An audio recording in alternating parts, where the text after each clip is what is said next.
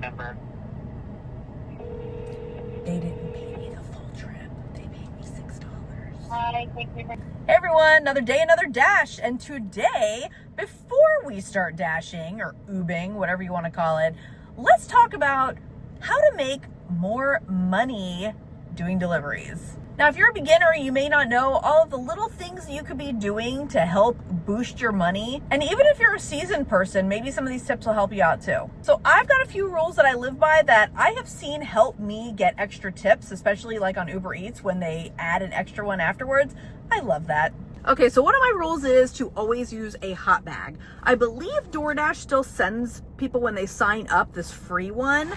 I use this, but I also bought a pizza bag from them just because it was a little easier when I was delivering pizzas to keep things hot and just to carry them to the door. So I did that. And then also on Temu, I bought this catering bag. It's actually pretty big and it's just for some of those bigger bag orders. And it probably cost me like 15 bucks, but I use those things. Definitely when you are dropping the orders off at the door and you're taking the picture, try to have the hot bag in the picture because the customer sees it and that way they know that their food was in a hot bag and maybe they won't complain or lie and try and say it's cold. All right, tip number 2 is communicate, but don't over communicate.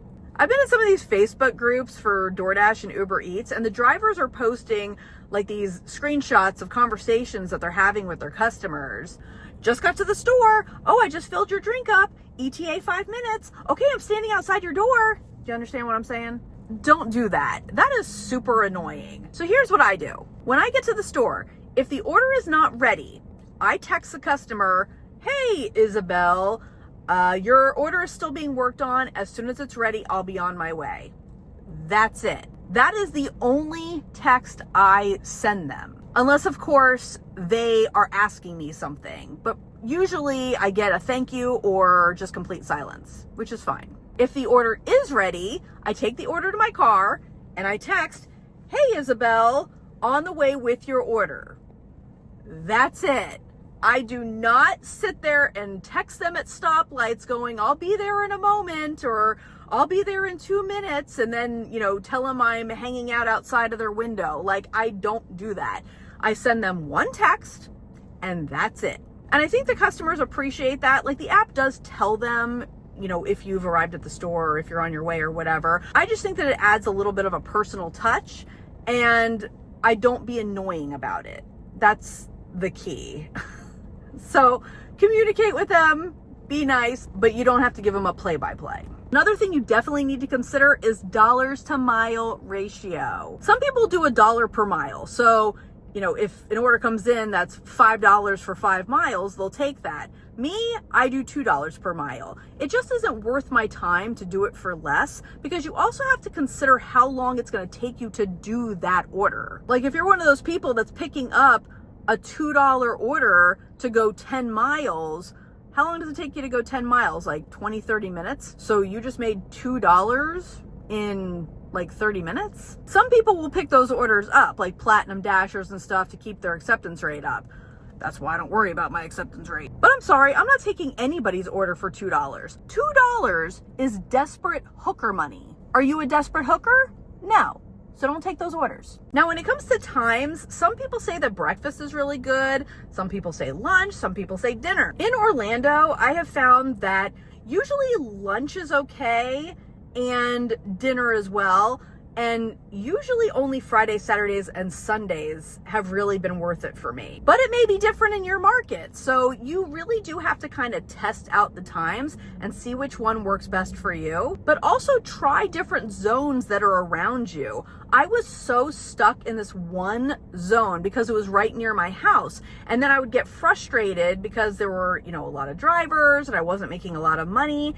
Literally, I drove in the opposite direction about 5 minutes and I found this little honey hole of mine that I am always getting great orders at. So just try out different places. You may find one that you like even better than the one that you're in right now, and it's only a couple miles away. Now, my next tip is about safety. Just slow down. When I first started driving, I was so concerned about getting the customer their order really, really quickly, especially on DoorDash when it says like estimated time has to be dropped off at this time, blah, blah, blah. And so I would just start speeding and going through red lights and all this stuff just to get to the customer, just to deliver this customer their hamburger. A customer I don't even know, but I am breaking traffic rules and driving like a maniac so that I can get there at a certain time. It's not worth it.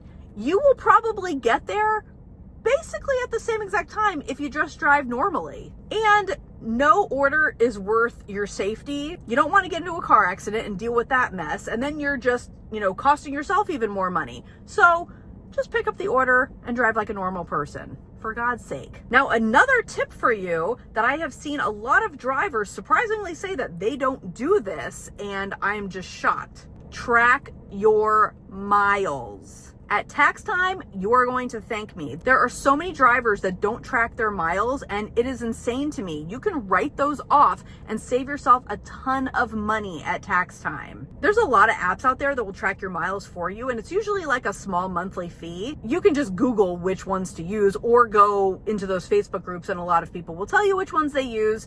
But definitely be doing that if you're not. Another thing you should be looking out for are some of these opportunities and extra incentives that these apps are offering. Like on Uber Eats right now, they're doing, if you shop 10 orders, you get an extra $30. And I think they're all different by market, because some people I've seen, they've said that Uber Eats is offering do 5 orders and you get an extra $50, which is pretty cool. I know this past Christmas, Shipt did a really good incentive where if you did 5 orders, you got an extra $100. That was awesome. But DoorDash will also offer peak pay. So if you can, jump online during those and you can make some extra money. So again, don't sleep on the opportunities and incentives. I want to hear from some of you drivers out there. What is your go-to strategy? Do you have any great tips that we should all know about? I would love to hear them. So drop them in the comments and we can all learn from each other.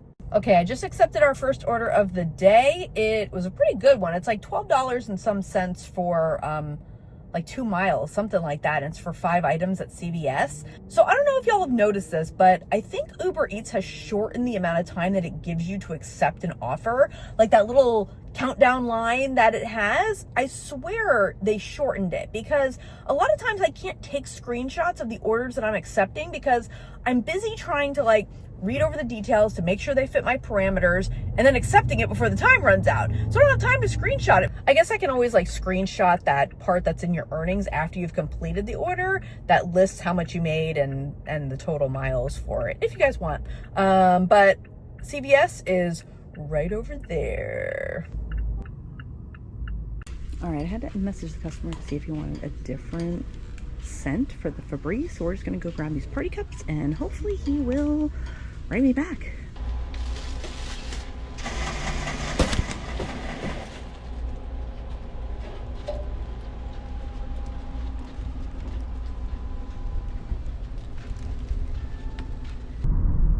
So the Uber Eats GPS is frozen right now.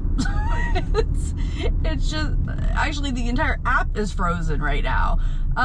So I had to use my Google Maps to get to this person's house. So hopefully it unfreezes. I'm gonna probably have to shut down my phone and then turn it back. Oh, wait a minute, it came back. Woohoo! Drop off on the right. Okay.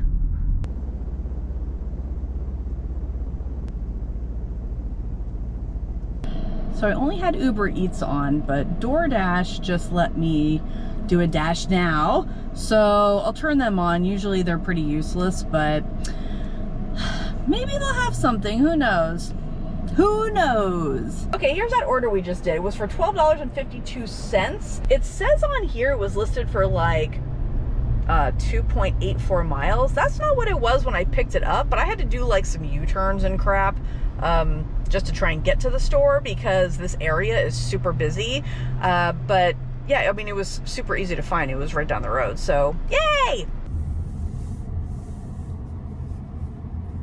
Okay, we just got this other shopping order. It's for 1 item for $10 something cents for about 4 miles at ABC. So let me see what they're getting. Oh, and they have my same name, Samantha. They're just getting some wine. They're getting their wine on this Friday. I totally agree with this.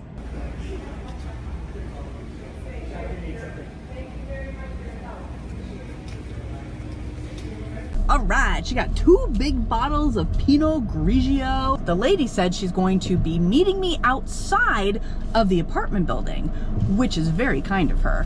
So we'll be there in about 12 minutes.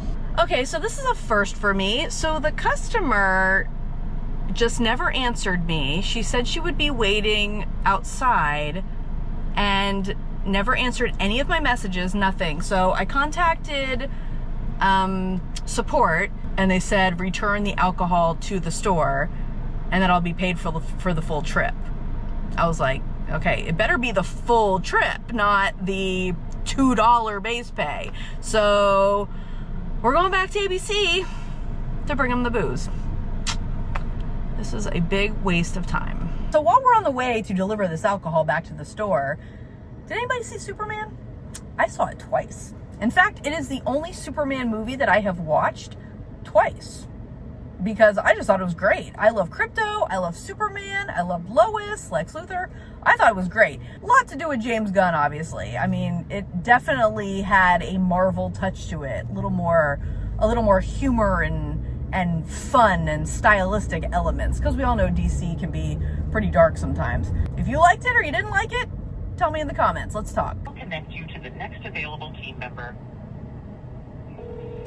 They didn't pay me the full trip. They paid me $6. Hi, thank you for calling over.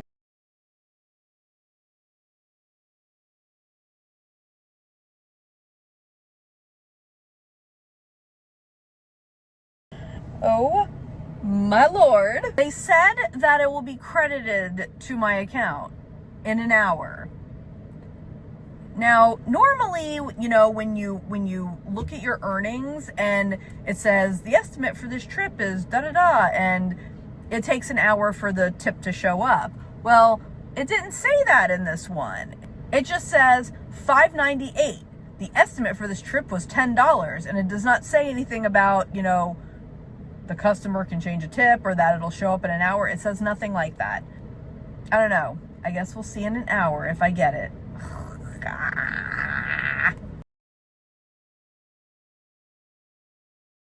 Okay, it's about that time. I'm going to leave you guys right here. Thank you so much for riding along with me. I also want to say thank you to my new subscribers. Thank you so much for supporting the channel. I really appreciate y'all. So if you haven't yet, please like and subscribe. We're going to have a whole lot of adventures, and I will see you all on the next one. Bye.